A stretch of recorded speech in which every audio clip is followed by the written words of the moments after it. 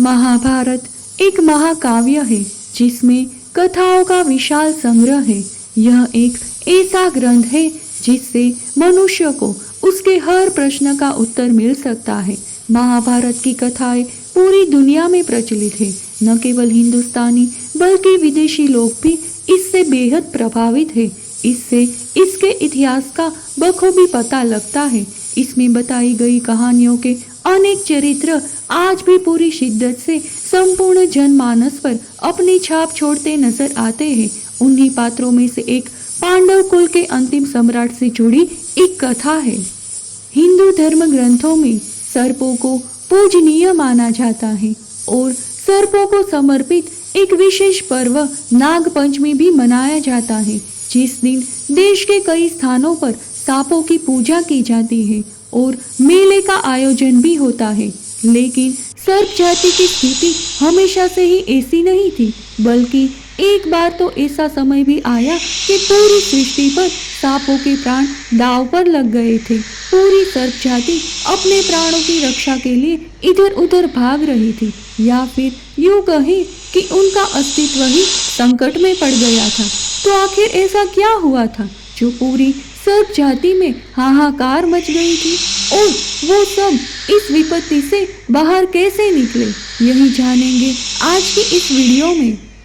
महाभारत के युद्ध के बाद कुछ सालों तक पांडवों ने हस्तिनापुर पर राज किया, लेकिन जब वो राजपाट छोड़कर हिमालय जाने लगे तो राज का जिम्मा अभिमन्यु के पुत्र परीक्षित को दे दिया। परीक्षित ने पांडवों की परंपरा को आगे बढ़ाया, लेकिन यहाँ पर विधाता कोई और खेल खेल रहा था। राजा परीक्षित का शासन चल रहा था और प्रजा बहुत सुखपूर्वक अपना जीवन व्यतीत कर रही थी।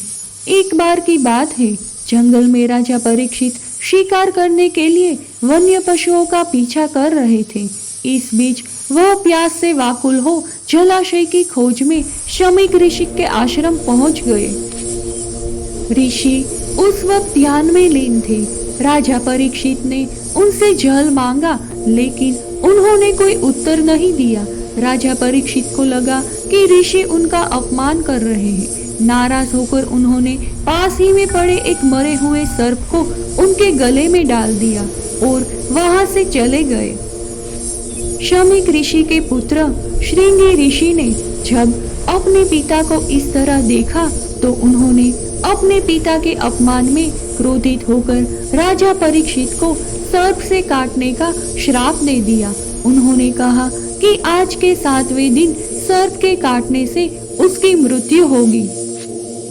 राजा परीक्षित ने अपनी मृत्यु को टालने के लिए सभी प्रकार के प्रयास किए, लेकिन 7वें दिन सर्प के काटने से उनकी मृत्यु हो गई। पिता की मौत का बदला लेने के लिए राजा परीक्षित के पुत्र राजा जन्मेजय ने सर्पों के समूल नाश के लिए सर्प मेघ यज्ञ कराने का निर्णय लिया। उन्होंने यज्ञ कराया, लेकिन वे सफल नहीं हुए। आखिरकार उन्होंने यज्ञ के लिए सबसे उपयुक्त स्थान औरैया के दलेल नगर से सटे कस्बे के जाना गांव को चुना, जो सूर्य उदय अस्त मंझलोक पृथ्वी का बिंदु है, जहां पर बड़े बड़े प्रकांड विद्वानों ने यज्ञ कराया था।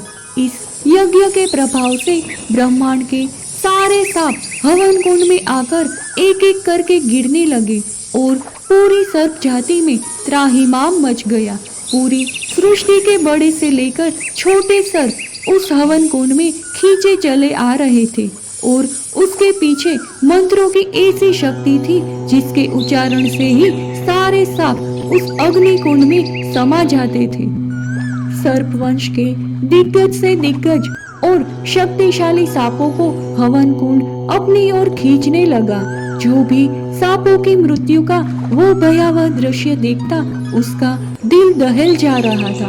पूरी सृष्टि के सांप अपनी जान बचाने के लिए जरूरत में लग गए।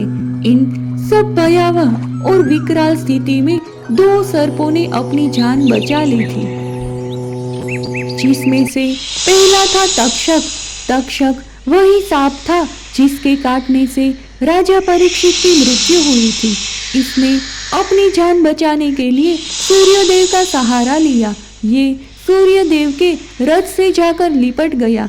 अगर इसमें वे हवन कुंड में गिरता तो सूर्य की समाप्ति हो जाती और पूरी सृष्टि अंधकारमय हो जाती। और दूसरा था करकोटक। ऋषि कश्यप की पत्नी कद्रु के हजारों पुत्रों में से सबसे बड़े और सबसे पराक्रमी शेषनाग थे। करकोटक शेषनाग के छोटे भाई थे।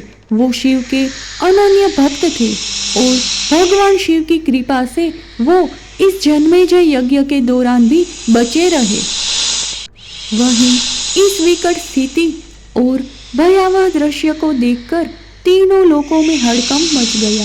इसमें सूर्यदेव और ब्रह्मांड की रक्षा करने के लिए सभी देवता जन्मेजय से इस यज्ञ को रोकने का आह्वान करने लगे।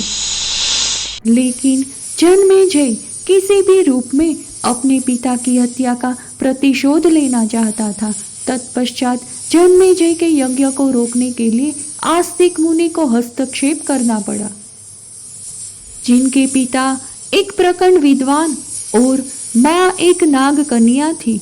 आखिरकार आस्तिक मुनि की बात जन्मेजय को माननी पड़ी और इस सर्पमेघ यज्ञ को समाप्त कर तक्षक सांप को माफ करना पड़ा। इस प्रकार सर्प जाति बच गई। अगर बीच में देवतागण ना आते तो आज इस धरती पर सांपों का नामो निशान मिट गया होता। इस यज्ञ के बारे में कहा जाता है कि इस यज्ञ से पृथ्वी के आधे से ज्यादा सांपों का विनाश हो गया था। तो ये थी जन्मेजय द्वारा आयोजित किए गए सर्पमेघ यज्ञ की कहानी। उत्तर प्रदेश के औरैया जिले का एक गांव महाभारतकालीन सभ्यता का द्योतक आज भी माना जाता है। मान्यता है कि पांडव वंश के अंतिम राजा जन्मेजय द्वारा यहाँ किए गए सर्पमेघ यज्ञ के कारण यहाँ आज तक सर्पदंश से कोई मौत नहीं हुई है। झील के सेहद गांव में धोरानाग का मंदिर है। इसके अलावा कस्बा जाना में भी महाभारतकालीन हवन कुंड है, जहाँ सर्पों को मार डालने के लिए यज्ञ हुआ था। दशकों से नाग पंचमी के मौके पर यहाँ विशाल मेला लगा करता है। जाना कस्बे की पहचान पांडवकालीन जन्मेजय नगरी के तौर पर भी है। यहाँ पंचपोखर आश्रम भी स्थित है। इस स्थान पर ही सर्प जाति को समाप्त करने के लिए सर्पमेघ यज्ञ किया गया था। ये स्थान अर्जुन के पौत्र राजा परीक्षित की सर्पदंश से हुई मौत के बाद में चर्चा में आया। परीक्षित के पुत्र राजा जन्मेजय ने अपने पिता की मृत्यु का बदला लेने के लिए सर्पमेघ यज्ञ कराया था। इस स्थान पर आज भी काल सर्प योग से प्रभावित लोग दूर दूर से आते हैं। लोगों का कहना है कि इस क्षेत्र में आज भी सांप काटने से किसी की मौत नहीं होती है।